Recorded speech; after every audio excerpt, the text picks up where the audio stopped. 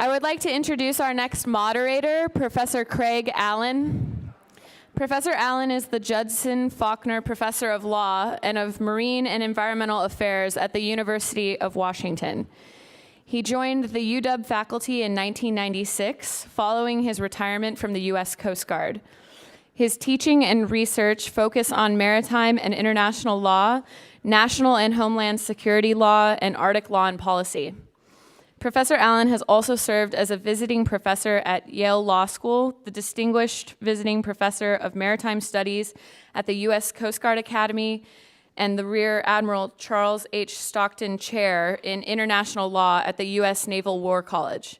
Please join me in welcoming Professor Allen to the stage.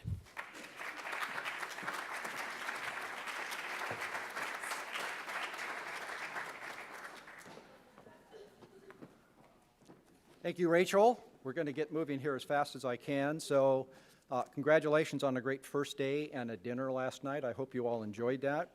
I want to say thanks to Megan and the staff from the Washington Journal of Environmental Law and Policy who are making all this happen. If you haven't seen the announcement, the Washington Journal of Environmental Law and Policy is going to devote their spring issue to Arctic science, policy, and legal issues. If some of you have the itch to write, I'm sure that they would welcome your manuscript. I understand the deadline for that is the end of next month, and you can see any of the journal members here if that's something that you're interested in.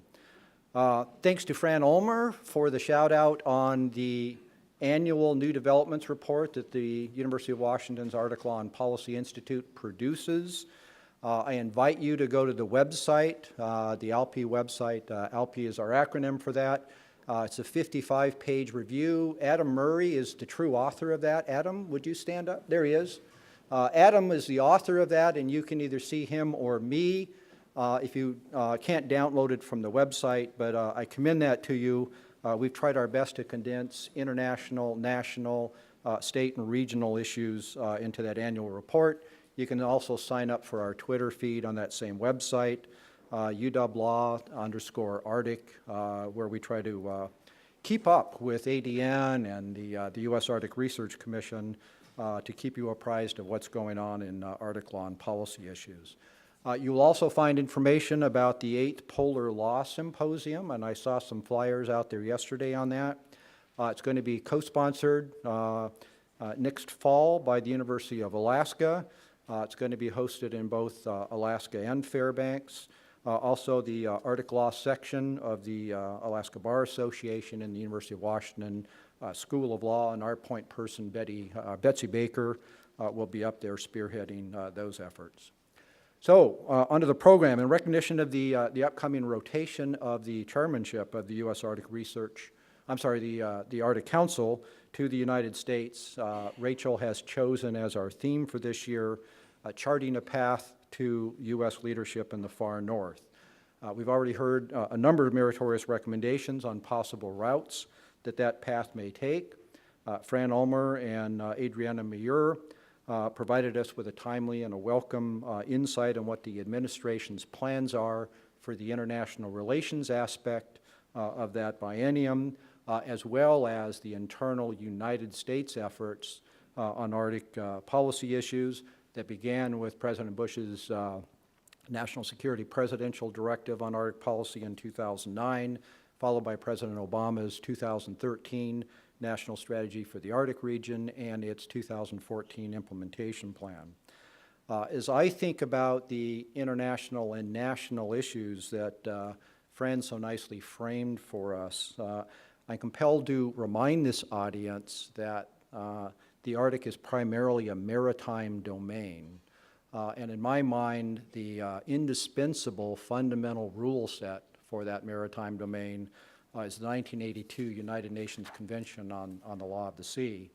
The so-called Arctic Five, the 5 Arctic coastal states up there all agreed in the 2008 Ilulissat Declaration that would be their rule set. And I quote for you that particular declaration. They concluded that an extensive international legal framework applies to the Arctic. Notably, the law of the sea provides for important rights and obligations concerning the delineation of the outer limits of the continental shelf, the protection of the marine environment, including ice-covered areas, freedom of navigation, marine scientific research, and other uses of the sea. We remain committed to this legal framework and to the orderly settlement of any possible overlapping claims. Yesterday, Marilyn Hyman spoke about the need for balance. I submit to you that the Law of the Sea Convention provides a remarkable balance between maritime safety, security, and stewardship in the maritime domain. It's not a perfect treaty. I don't know of any perfect treaties, but on balance, I believe it's a very good treaty for the United States. But you need not take my word for that. The very first recommendation to come out of Admiral Jim Watkins' U.S. Commission on Ocean Policy was for the United States to accede to the Law of the Sea Convention. You've just heard from Senator McGuire that the Alaska Arctic Policy Commission seconded that recommendation. Since 1994, when President Clinton presented the treaty to the United States Senate for its advice and consent, every president since that time has supported U.S. accession. President Bush's 2009 Arctic Policy Directive made that clear when he said, quote, "The Senate should act favorably on U.S. accession to the UN Convention on the Law of the Sea promptly to protect and advance U.S. interests, including with respect to the Arctic. Joining will serve the national security interests of the United States, including the maritime mobility of our armed forces worldwide. It will secure U.S. sovereign rights over extensive marine areas, including the valuable natural resources they contain. Accession will promote U.S. interests in the environmental health of the ocean, and it will give the United States a seat at the table when the rights that are vital to our interests are debated and interpreted." President Obama emphasized the close connection between international law and national security in his 2013 National Strategy for the Arctic region. That particular strategy focused on 3 lines of effort. One of those 3 was, quote, "strengthen international cooperation, working through bilateral relationships with and multilateral bodies, including the Arctic Council. We will pursue arrangements that advance collective interests, promote shared Arctic state prosperity, protect the Arctic environment, and enhance regional security, and we will work toward accession to the United Nations Convention on the Law of the Sea."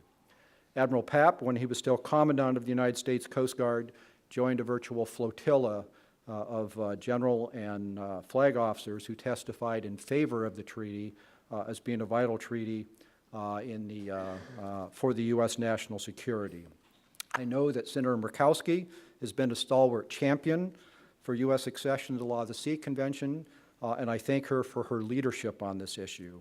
I, for one, hope she can persuade just 66 of her colleagues in the Senate in this 114th Congress, and the new majority leader, who, like so many of his predecessors, is not from a coastal state, that the U.S. Maritime safety, security, and stewardship interests are all compellingly argue in favor of accession. So now on to the program with that brief aside. Title of our 5th plenary session is Semper Paratus, Military Presence in the Arctic Frontier. I didn't choose that title, but I have to say I really like at least the first part. The audience is well aware that tensions between Russia and NATO member states and at least 2 of the Arctic 8 who are not yet NATO states have been running considerably higher since Vladimir Putin began his 2nd sitting as president of the Russian Federation in 2012. News reports of Russia's growing militarization of the Arctic, rebuilding of the Northern Fleet, its resumption of the Soviet-era Tu-95 Bear flights have all left some wondering if the world is about to start pounding its plowshares back into swords. The common narrative when I was at the U.S. Naval War College in Newport, Rhode Island, is that the United States has long benefited from the protection provided by 2 geostrategic allies, the Atlantic and Pacific Oceans. Those oceans have long enabled the mobility of our naval forces and commercial shipping on which we depend. We all know that, of course, there is a 3rd oceanic ally that we need to highlight, and that is the Arctic Ocean. Roughly 60 years ago, the U.S. and Canada embarked on a colossal construction project to construct the Distant Early Warning Line, the so-called DEW Line, a constellation of radar stations that stretch from the Aleutians to the Faroe Islands. What remains of the DEW Line stations up there stands as a stark reminder of 2 strategic realities. the security of the United States is inextricably joined with that of Canada, and what happens in the Arctic is vital to the security of both nations. To enlighten us on military presence in the Arctic frontier, we are joined by two distinguished speakers with extensive experience as pilots, strategists, and military commanders. Royal Canadian Air Force Brigadier General Guy Hamel comes to us from the North American Aerospace Defense Command, NORAD, and the United States Northern Command, USNORTHCOM, in Colorado Springs. Joining him on this panel is U.S. Coast Guard Rear Admiral Daniel Abel, who took command of the Coast Guard's 17th Coast Guard District this last summer. Very briefly, and I promise to be brief on both of their behalves, Brigadier General Hamel serves presently as Deputy Director of Strategy, Policy, and Plans, that directorate in NORAD and the United States Northern Command at Peterson Air Force Base, Colorado. He joined Canadian Forces Reserves in 1979, completed his pilot training in 1984. His early assignments as a pilot with a 403 Operational Training Squadron in New Brunswick and the 430 Tactical Helicopter Squadron in Quebec. His extensive overseas assignments on behalf of the United Nations include 2 tours of duty with multinational forces and observers in Egypt, 1 year in the former Yugoslavia, where he served as Air Liaison Officer at Sarajevo for 3 months, and 9 months at UN Protection Force Headquarters in Croatia. Still later, he served as NATO Joint Headquarters North in Norway. During that assignment, he carried out NATO peacekeeping deployments at KFOR Headquarters Maine in Kosovo as Chief of Helicopter Operations. Upon returning to Canada in 2004, he assumed command of 403 Squadron and later served as Chief of Staff of the Standing Contingency Force. Subsequently, he was appointed Director of Air Strategic Plans at the Air Staff of National Defense Headquarters, Ottawa. August 2008 saw then Colonel Hamel assume command of Canadian Forces Base Borden, Ontario, and Canadian Forces Support Training Group. He was promoted to his present rank in 2010 and took command of Joint Task Force North in Yellowknife, Northwest Territories.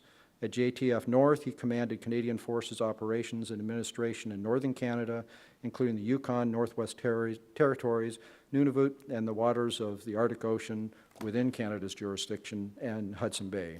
He assumed his present duties at NORAD NORTHCOM in 2013. He has earned his master's degree in war studies from the Royal Military College in Kingston, Ontario. He was also a graduate of the U.S. Air War College, and the U.S. Air Force Combined Air Force Component Commander Course. Joining him on the stage is Rear Admiral Daniel Abel, who assumed his duties as the commander of 17th Coast Guard District in June of 2014. In that position, he's responsible for all Coast Guard operations throughout Alaska, which include protecting life and property, enforcing federal laws and treaties, preserving living marine resources, and promoting national security. Coast Guard forces in Alaska total some 2,500 active duty reserve, civilian, and auxiliary personnel, employs 15 Coast Guard cutters, 52 boats, and 17 aircraft. Across an area of responsibility that includes portions of the North Pacific Ocean, Arctic Ocean, and Bering Sea. Headquartered in Juneau, the district commander provides operationally ready maritime forces to Coast Guard and Department of Defense commanders for Coast Guard, joint, and interagency operations both domestically and internationally. His prior assignments include Commander, 1st Coast Guard District, headquarters in Boston. His other flag officer assignment was as Deputy Director of Operations for U.S. Northern Command. And previous to that, he commanded air stations at Cape Cod, Massachusetts, and in San Francisco, and also acted as project manager for Rescue 21, leading the replacement of outdated distress notification, command and control communication systems along the United States' 95,000 miles of coastline. We have 2 helicopter pilots, I believe, here. He earned his qualifications in both the HH-65 Dolphin helicopter and the HU-25 Falcon jet. He also served as a deck watch officer aboard the Coast Guard cutter Dauntless in Miami Beach. He holds a bachelor's degree in civil engineering with high honors from the United States Coast Guard Academy and served as valedictorian of the College of William & Mary's Master of Business Administration program in 1994. In 2005, Admiral Abel was a distinguished graduate at the Industrial College of the Armed Forces, earning Master of Science degrees in National Resource Strategy. So with that, I turn the podium over, I guess you're going to come up here, to Brigadier General Hamel. Thank you.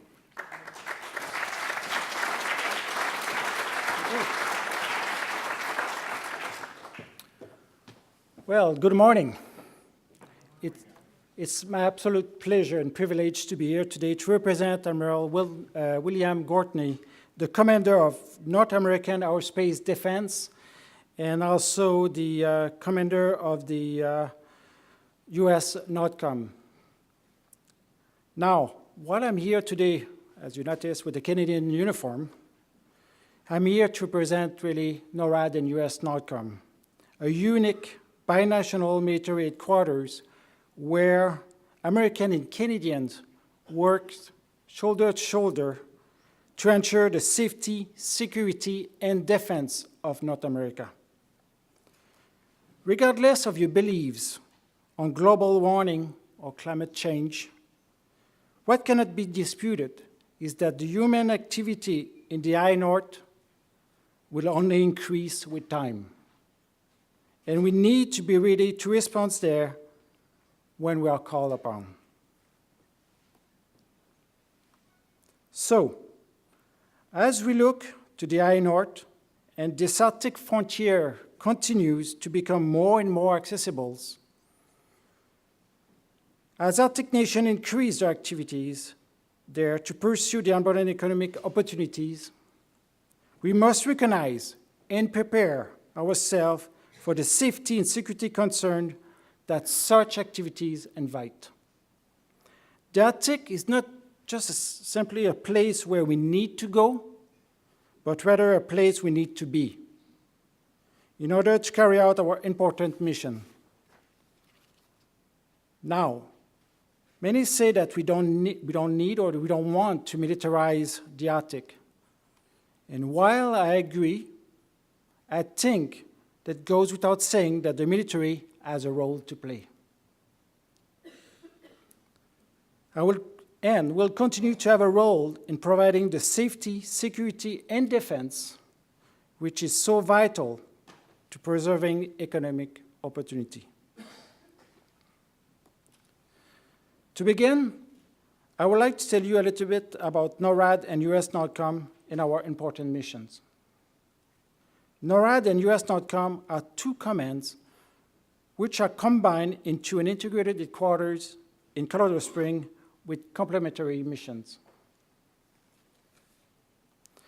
As the NORAD commander, my boss directs and leads both American and Canadian forces in conducting aerospace warning, aerospace control, and maritime warning in the defense of North America.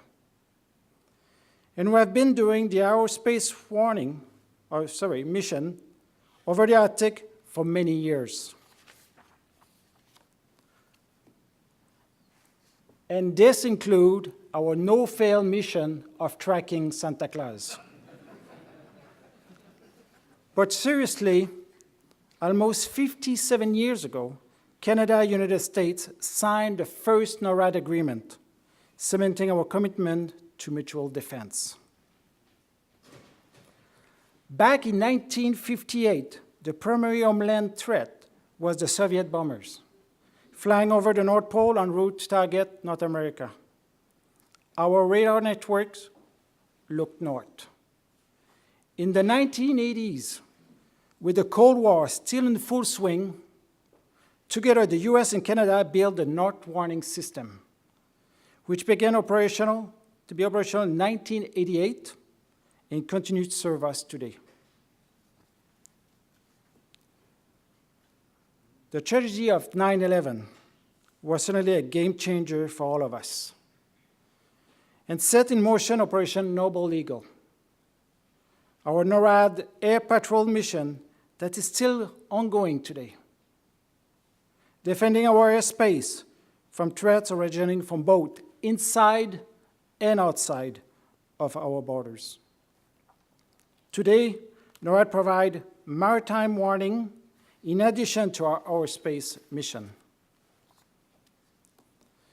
We work closely with many components and partners. And as the navigable Arctic waterways continue to open, with increasing maritime activity, we will need to allocate resources to the maritime warning mission in the high north. Now, when Admiral Gortney swapped out his NORAD hat for the NORTHCOM one, he is focused on complementary set of missions. USNORTHCOM stood up in 2002, a year after 9/11, and largely resulting from the Secretary of Defense desire to have a single commander responsible for the defense of the American homeland. At USNORTHCOM, we're partners with our allies, other DoD commands, an interagency stakeholder to conduct 3 missions: Homeland Defense, Civil Support, and Security Cooperation, all of which have equities in the Arctic.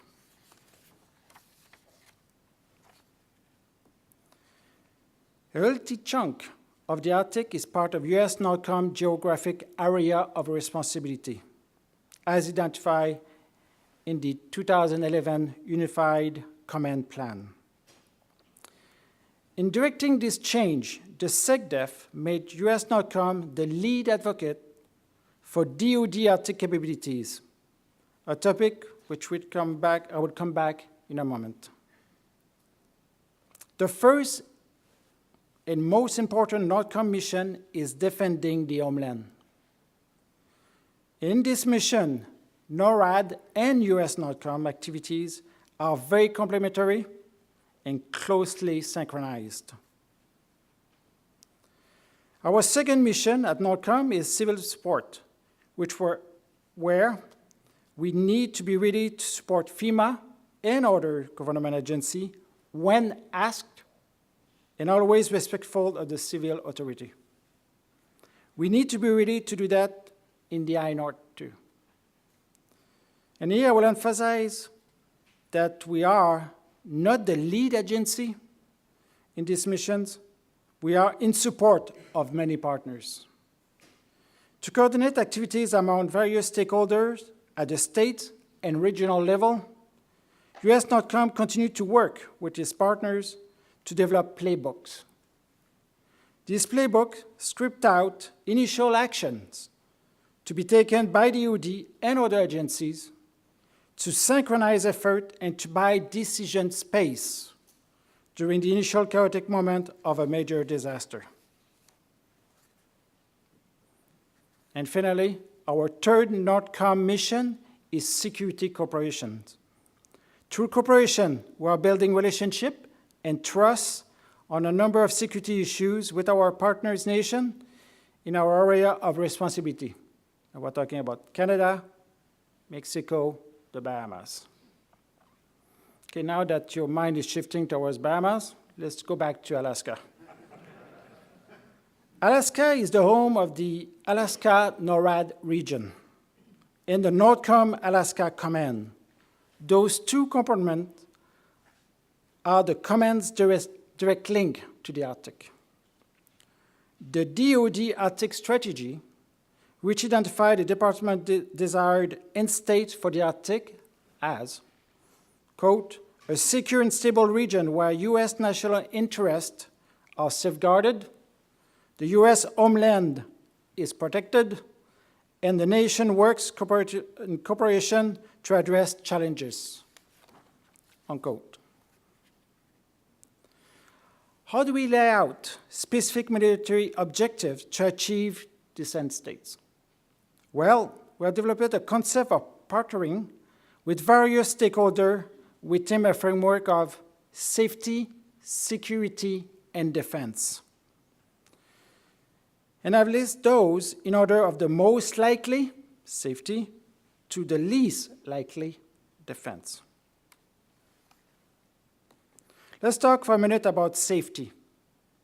For NORTHCOM, safety means that we need to be ready, when directed, to provide defense support for safeguarding lives, safeguarding the environment, and safeguarding critical infrastructure and property. As human presence in the Arctic increases, the formidable environmental extreme and the tyranny of time and distance will impact more people and more events. I cannot tell you how quickly human presence in the high north will grow. But I can tell you that when a catastrophe happens in the Arctic, whether it's a man-made or a natural disaster, the American people will expect the US military to come to the aid of the local, state, and federal civil authority, and come to the aid quickly. What kind of mission are we talking about here? Search and rescue, spill response, humanitarian assistance, and disaster relief are all our chief concerns, and we will require the broadest possible level of cooperation. So, preparing to support primary federal agencies within Alaska's Arctic region or within international water, when a catastrophe overcomes local capabilities, is a mission that we must be ready for. And partnering, preparedness, planning, and exercising are the keys to our success together in a safety role. Now, having talked about safety, let me say a few things about security. Working closely with our neighboring countries, like Canada, and other stakeholders is essential to ensuring our national and international cooperative interests.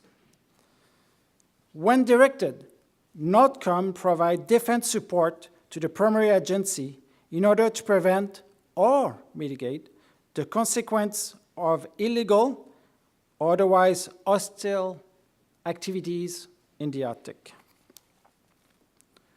Today, crime may be relatively low in the high north, but certainly exists the potential for illegal fishing, for illegal drilling, and for illegal trafficking of drugs, weapons, and persons.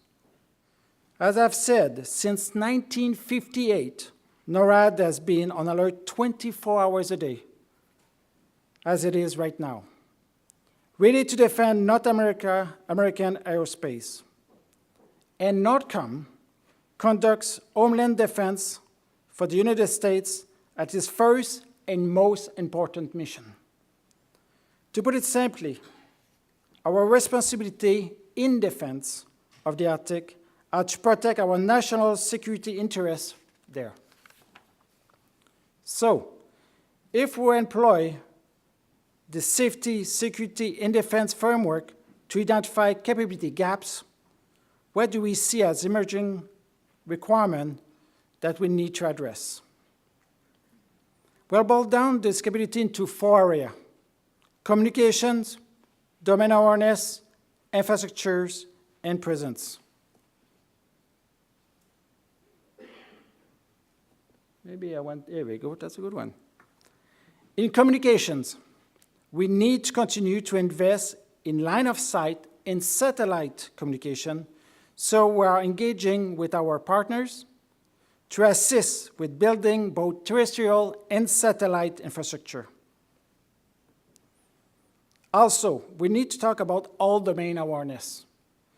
When it comes to the Arctic, we simply must have awareness across every domain. We need more and better meteorological and oceanographic data to support our operations.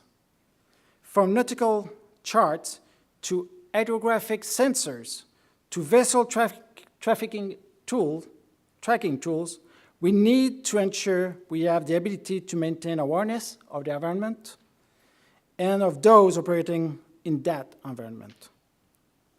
Our infrastructure in the high north suffers from a lack of cold weather airfield, a lack of facilities for storing supplies and housing evacuees, and a lack of medical capabilities. And finally, our last capability gaps is presence. We need presence in the form of Arctic trained and equipped personnel and Arctic capable ships. We need to continue addressing this issue at the key periodic meeting. We also need to work with academia and industry to look at new and unique ways to meet our challenge in the high north. The Memorandum of Understanding between Joint Task Force Alaska Command, and the University of Alaska Fairbanks is the perfect model of this kind of collaboration and information sharing. Academic research has already yielded valuable insights, and we need to help mature this area of interaction as much as we can. And finally, we need to take every opportunity we can to write plan and then exercise our capability and our command relationship. Now, nations and corporations can decide to go it alone when looking at their Arctic responsibilities. They will find that this option is very expensive.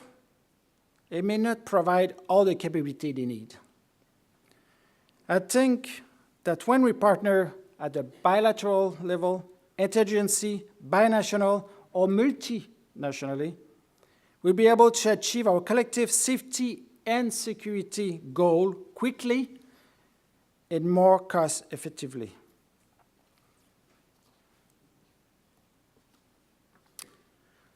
The bottom line is that there is no single entity that have the whole package to operate successfully in the high north. We must lean on each other to succeed.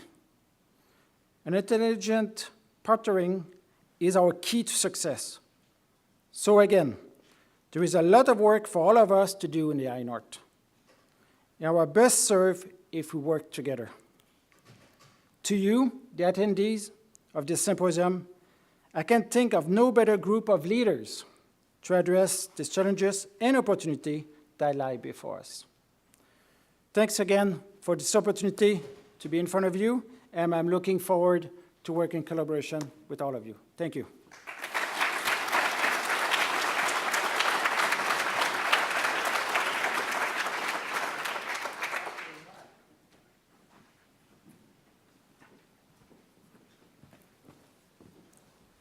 It's my one and only slide, and I'm between you and lunch, I know that. I appreciate in the introduction, you blew right past the fact I just reported from Boston to Alaska. There's a little contest going on tomorrow, I know that, and I was afraid that perhaps that contest would suck the air out of the room and hissing and fruit would get thrown and things like that. Guy started with a little bit of history, and I think it's a good context to begin with. October 18th, 1867, in Sitka, Alaska, the Russian flag is lowered, the American flag is raised. There's musket fire, celebratory cannon shot, and with cheers, the United States became an Arctic nation. And while this land was now American, our nation was not prepared or poised to govern this untamed land over 500,000 square miles, over 44,000 miles of coastline, and 70,000 inhabitants. In the absence of any exercised government power, lawlessness grew in this wild country. So who was dispatched to fill this void?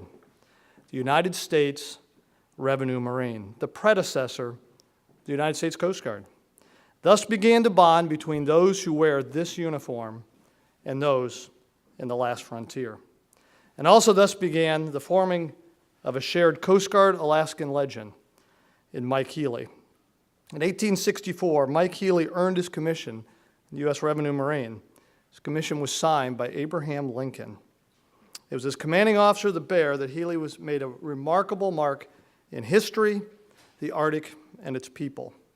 The last 2 decades of the 19th century, as Roaring Mike was the United States government. And 20 years of service between San Francisco and Barrow, he was judge, doctor, and policeman to the Alaskan natives. During that time, he became a bit of a celebrity. In January of 1894, an article in the New York Sun described Roaring Mike thus: Captain Mike Healy is a good deal more distinguished person in the waters of the far Northwest than any president of the United States or potentate of Europe has become. He stands for law and order in many thousands of land and water. And if you should ask in the Arctic Sea, who is the greatest man in America, the instant answer would be, why, Mike Healy.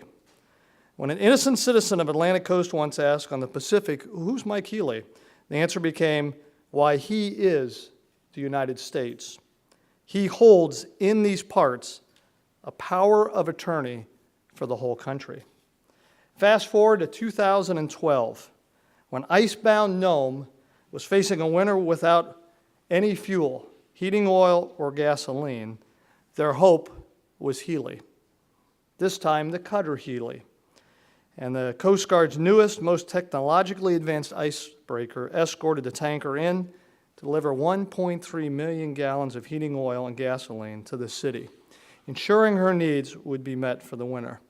Some of the crew of Healy are here today, and I would just ask them to stand up. Well done.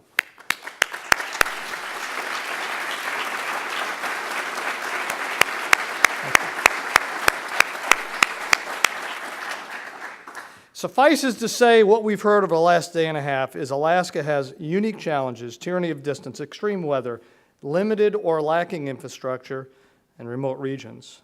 And we've heard the Arctic environment is changing. As sea ice recedes, maritime activity increases and human activity increases as well. You saw on the slides yesterday that just about every metric shows a doubling of traffic in the Arctic over the last 9 years. But the Coast Guard's nationwide mandate is no different in the Arctic. It is to protect man from the sea, to protect the sea from man, and to deny the sea to those who would do us harm. And there's no question there's also greater demand for a Coast Guard presence here. A military Coast Guard, a regulatory Coast Guard, and a responder Coast Guard. And you've repeatedly heard over the last day and a half the notion of potential or opportunity. If you view it as having within your area of responsibility another Panama Canal opening up and another Gulf of Mexico when it comes to game changers for transportation and energy. Now, you mentioned that we're both helicopter pilots. Helicopter pilots love to tell sea stories. When I assumed command in June of last year, I was told we never do search and rescue in the Arctic. Okay, we'll forward deploy and we'll talk about what we do there. Sure enough, we ended up doing 3 search and rescue cases last summer in the Arctic. One particularly noteworthy, and the search and rescue case started with being contacted by a spouse. Now, I love it when the spouse calls because she could get rid of her husband, his boat, and get insurance money if she didn't make that call. She must really, really love him. So she did make the call. Worried about my husband. Good news is he had some technology. It was a device that allowed us to text him. And we noticed through his transmitter that he was not making, his goal was to go from Canada to Canada on a 36-foot sailboat all by himself. He left Prince Rupert and was going all the way around. Stuck in the ice, going the wrong way. And we got notified when he's about 45 miles northeast of Barrow. So we're texting back and forth and we're saying, do you need help? Nope, I'm doing fine, okay? We put him on a 12-hour communication schedule. That means every 12 hours he just says, yeah, I'm fine, and that just makes sure we don't have a problem. We made it clear to him, the minute you miss your communication schedule, at best, it will be 2 days until the Coast Guard will be here.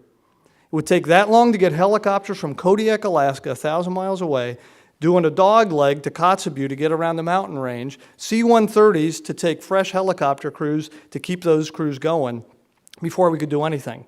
Are you sure you don't need help? No, I'm doing fine. Then a couple of days later, he reports, I'm sitting in a patch of ice or patch of water about the size of an Olympic-sized swimming pool. It's a 36-foot sailboat sitting in an Olympic-sized swimming pool with ice around him. Do you need help? No, I don't need help. Doing fine. Okay. Then a day later, he texts. He says, the polar bears have come up alongside my boat. I'm banging pots and pans together to keep the polar bears away. And we asked, are you declaring a mayday? Do you need help? No, I'm doing fine. So at this point, we decided he's going to get rescued on his schedule or ours. And the ice was moving the wrong way. It was closing in. The weather was going to get tough. And within the scope of the Arctic, 200 miles is just over the horizon. Again, the cutter Healy happened to be within 200 miles of this individual. We asked the cutter if they could break off their research, if they could safely close. The last thing we want to do was sink this poor guy with a big chunk of ice that was on the front of the Healy, break him out and bring him into Barrow, and we did just that. So it just goes to show the things that we're now getting into in the Arctic. The national strategy for the Arctic, and many have mentioned it, is to synchronize 3 lines of effort. Protect the U.S. national and homeland security interests, promote responsible stewardship, and foster international cooperation. Every one of those is clearly within the wheelhouse of the United States Coast Guard. And closer to home, the Coast Guard's Arctic objectives are 3: improving awareness, modernizing governance, and broadening partnerships. And most recently, the executive order was to make sure that we get a cohesive structure, a mechanism to increase coordination and collaboration amongst federal, state, local, tribal governments, and Alaskan Natives. But my task to my folks is collaboration is a bare minimum. We should seek much better than that. We should seek partnership. Picture you have here is the Coast Guard's, one of the Coast Guard's newest cutters. It's Cutter Stratton that was last summer. Came off of Barrow, ran small boats, hosted some folks there, and had a chance to deal with the folks that live in Barrow and ask what their needs are. And to confront the emerging needs of the Arctic, our district has initiated Operation Arctic Shield, which is an annual presence that we push up to the Arctic. It gives us an opportunity to operate, outreach, and also to assess our capabilities. Like Guy mentioned, do we have what we need to operate in the Arctic? And every year we've continued since 2012. And we're a service that responds to evolving need. After 2 years of education in Nome on the gold dredging, I'm sure you've all seen the show, we figured it was time to step up a little. So we flew small boats, boarding officers, and dockside inspectors up there, and we held those folks accountable for a safety inspection of the rigs that they were using offshore to drill to look for oil or for gold. We made them get a decal that proved they had been inspected by the Coast Guard. Now, I'm a simple helicopter pilot. I like to keep things simple. So when I got there, I said, how are we getting our arms around everything that's evolving in the Arctic? And it really comes down to 3 lines of effort. One is, what about the ships in the Arctic, the people that operate them, and the equipment and the procedures they use? What about where those ships go? And finally, how do we make sure we're reactive to what the needs are in the future? So let's talk about each one of those. Ships themselves, crew training, and operations.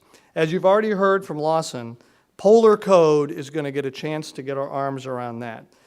It'll look at ships that are going through the Arctic, and it'll address many things, like ice strengthening, cold temperature protection for exposed equipment, tank protection, discharge, ice navigation training, all those things. Now, I know many would say that it fell short of what they wanted in the Polar Code, but I would say it's a good first step from an absence of any polar-related regulation on vessels. Number 2 is where are the ships going to go? Since 2010, we've been developing a polar access route study. These are basically traffic lanes that will take you from the Aleutians, dogleg around Diomede, and get you up into the Arctic. 4 miles on either side, with some precautionary zones where the ships will converge. The goal here is to harmonize vessel activity with other activity in the Arctic, particularly the subsistence and the native activities. The other thing, too, is, quite frankly, we did not have good mapping. So if you stay in those lanes, we finished the bottom mapping, and we can assure you, you've got good water if you stay within those lanes. So the goal would be that we keep the ships, now safer through Polar Code, in those lanes. And the final step of our 3 lines of effort is, how do we make sure that we manage an evolving and emerging Arctic maritime transportation system? It is a system that is up there. So we've formed what we've seen in other harbors. Usually it's a harbor safety committee that brings together stakeholders and partners and asks, what do you want from your Coast Guard, and how can we implement that? It's called the Arctic Waterways Safety Committee. And it's pulled together Alaskan Native groups, especially the subsistence leadership, industry and civic government, meaning the boroughs, to find out what do you need from your Coast Guard.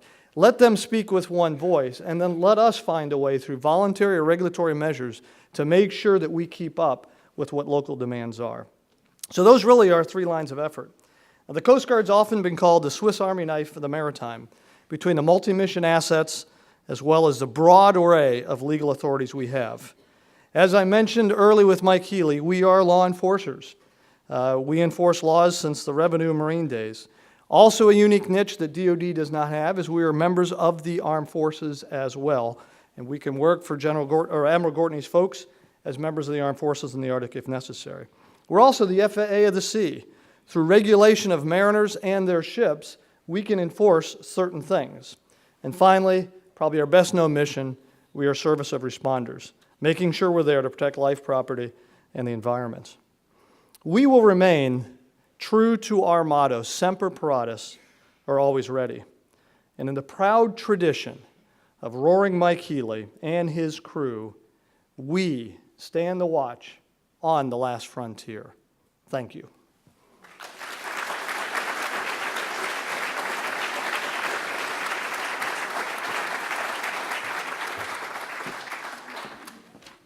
Thank you, Admiral. Well, I have it from SOPA, the Senior Officer Present Afloat, so with apologies to Representative Herron. Rachel is the true Senior Officer Present Afloat in here. Rachel tells me we have till 11:40 and not a minute past. So we do have time for some questions. I see people already lining up for the microphones. That's great. Just a reminder, this military presence, as General Hamel reminds us, includes not simply the defense function, but also the safety and security functions. So we have a rather broad agenda here. So first question over here on the left, please. Thank you. Good afternoon, or good morning, gentlemen. I'm Jeff Douglas, and it's good to see you again, General. My question involves one of my most direct streams of interest, which is the element of contention or adversarial interests that the Northern Command and the Coast Guard are having to deal with. As you know, the U.S. Pacific Command transferred ownership of Alaska Command to Northern Command last October. And I'm very interested in your comments regarding the transition process, as well as the federal government and DoD interests in engaging with the Arctic Security Forces Roundtable and the potential for any buildup or any investments in the Arctic area that would counter international interests in minerals, in territorial rights, etc. Guy's got that one. Thank you.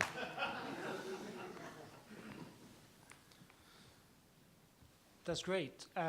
First thing I have to say is let's talk about success. The success is after, I would say, close to 10 years that that Alaska Command now is a sub-command of USNORTHCOM.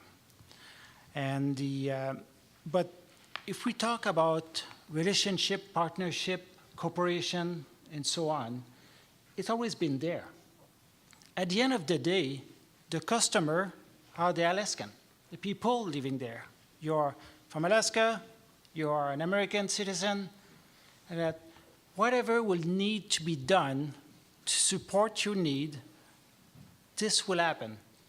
Now, like I said, there was a success to have Alaska Command now under USNORTHCOM because the chain of command, the relationship is much easier when you got a direct line.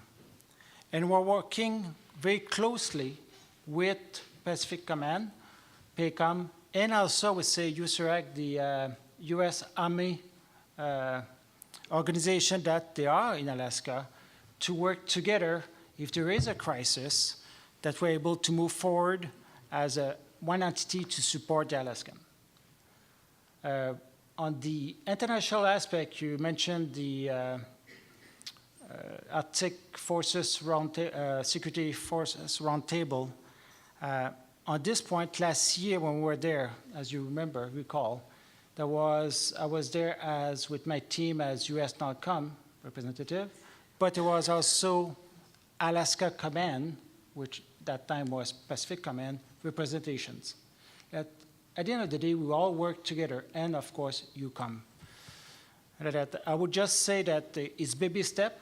We're working closer to put the common relationship more seamless, but at the end game is to support the Alaskan, the American people.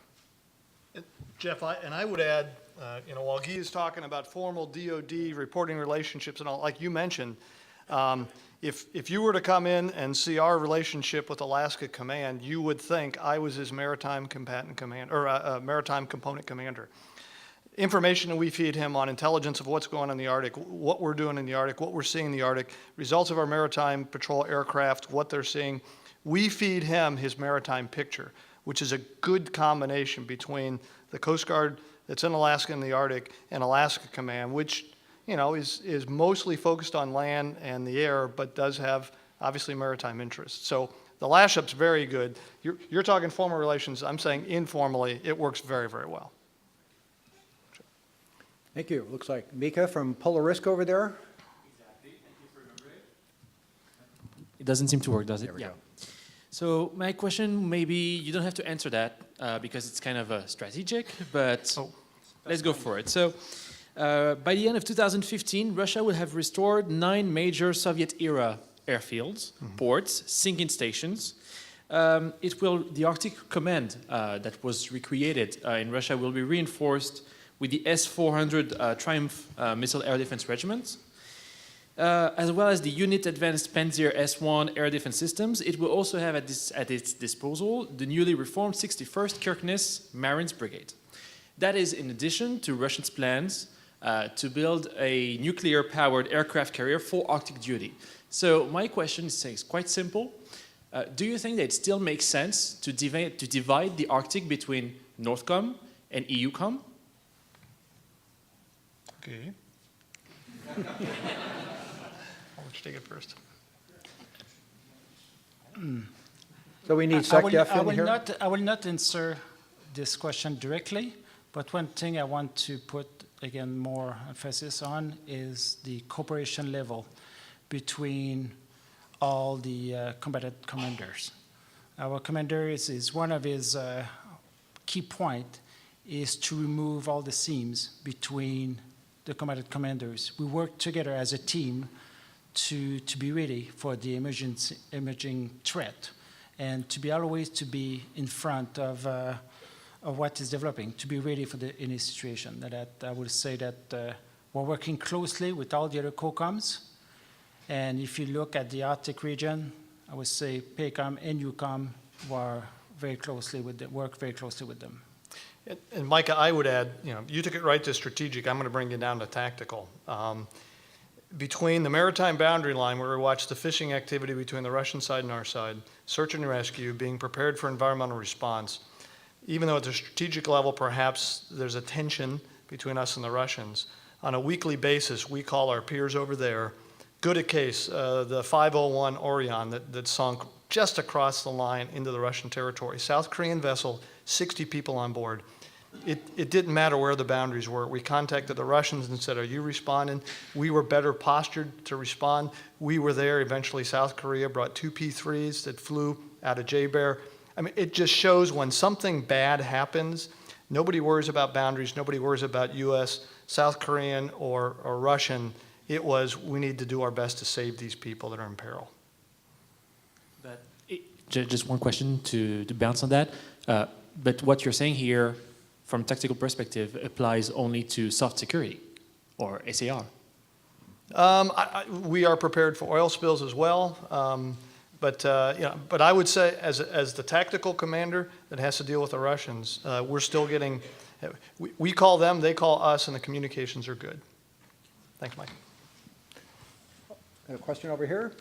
Yeah, I'm Jamie Morrison from the Polar Science Center here at the University of Washington. And I don't really have a question. I just wanted to express my gratitude to both the Canadian military and the Coast Guard. Really, if it wasn't for the Canadian Coast Guard, or Canadian forces and the Coast Guard, we really wouldn't understand as much as we do about the change in the Arctic Ocean circulation. For years, we've gone up through alert, worked out of alert, to go out to the North Pole, do hydrographic surveys by aircraft. And more recently, we've been taking advantage of the Coast Guard's Arctic domain awareness flights on C-130s. And these give us a window to the the heart of the Arctic Ocean that you just wouldn't get any other way. So I just wanted to say thank you. And I want to make a couple little pitches.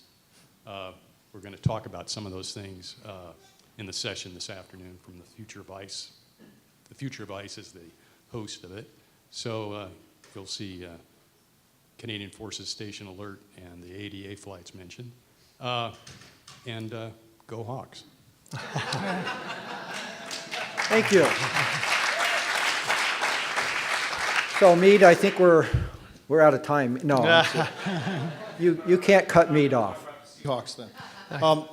I'd like to ask both the Admiral and the General, if I were to ask you what your gaps were and where you need resources, it's pretty hard for you to answer in the chain of command if it's not there. But what have your drills told you, both in this after the SAR agreement and in the oil spill agreement, on what would be better? Alice, in her presentation yesterday, mentioned some problems where we're not covering the boundary with Russia, the seaborne boundary with Russia well enough.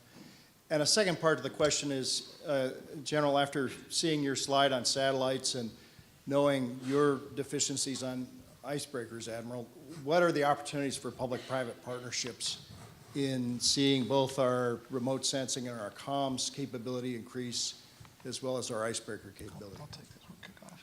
You want to take it? Well, I'll take the beginning of it. Okay, he'll be the closer. Well, Meade, thanks. When I got there, again, simple Hilo guy, I'm like, I need a chiclet chart. You need to tell me green, amber, red on capabilities. So we created a chart, and what you got is ice, water, and ice and water, the slushy scenario. And if I were to respond to an oil spill, which is probably the most vexing thing that I'm going to do up there, search and rescue gets a little simpler. Can I navigate? Can I communicate? Can I find the oil? Can I track the oil? Can I forecast where it's going? Can I suck up the oil? And I'm starting to get a sense of where the yellows and reds are, and that's where we turn to, like University of Alaska Anchorage, that's now a DHS Center of Excellence, and we could turn to them and say, I think this is the biggest gap we have, which is kind of what you're talking about. This is where I think I need somebody really smart to be working this, and that's a lot of what the Healy did. They had autonomous subsurface vessels, they had UAVs that they were flying off their deck, all that stuff to help me figure out, do I have the capability? Do I have the capacity? Do I have the legal authority? Because in some areas, that's where I need to work is, I'd love to reach out and touch a particular class of vessel, but maybe I don't quite have the legal authority to compel them to act. The last one that you mentioned was icebreakers. Just real quick, and I'm getting the sign here, the condition of our icebreaker fleet, just to review, we've got the Cutter Healy, a phenomenal ship. She was commissioned in 2000, 30 years of service expected out of her. The two Polars, which came online late 70s, early 80s. The Polar C was reactivated in 2013 to buy about 7 to 10 years. That's the Polar Star, I'm sorry. The Polar C sits in Seattle. She's unmanned, unmaintained. Just to maintain status quo, the Coast Guard will be putting $8 million to keep her in her current status. But the Coast Guard has embarked on a preliminary operations requirement document, because before we start talking who should buy it, whose money, and how much is it going to cost, the question is, what is the thing we want? If we were to rebuild the Polars, the question would be, why would we want 1970s designs and technology?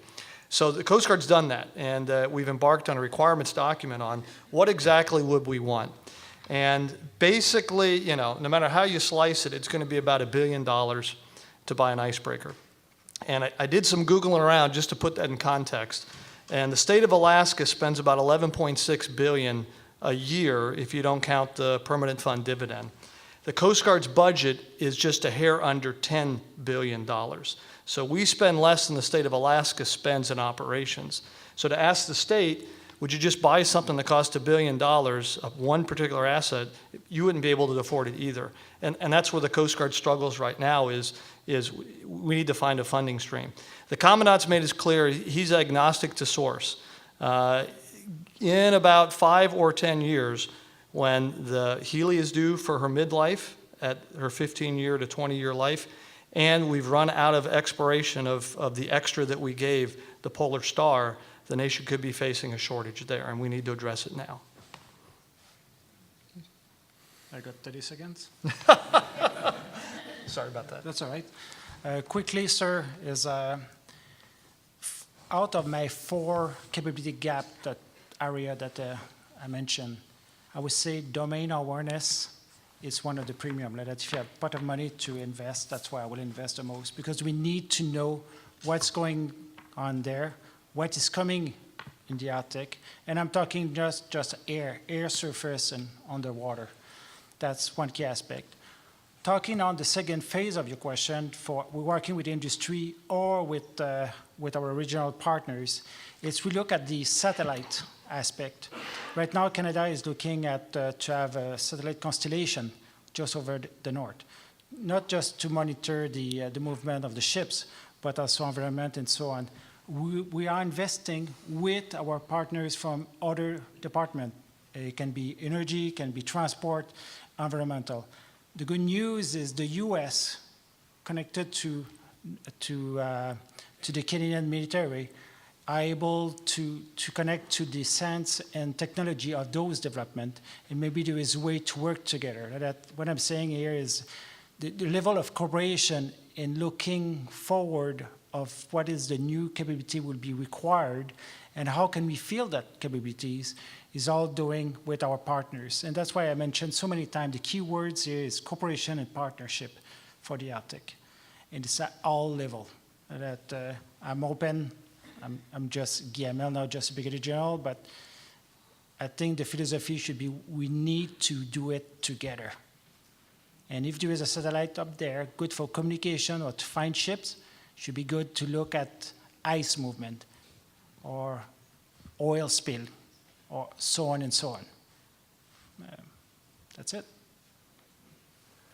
Ladies and gentlemen, please join me in thanking General Hamel and Admiral Abel.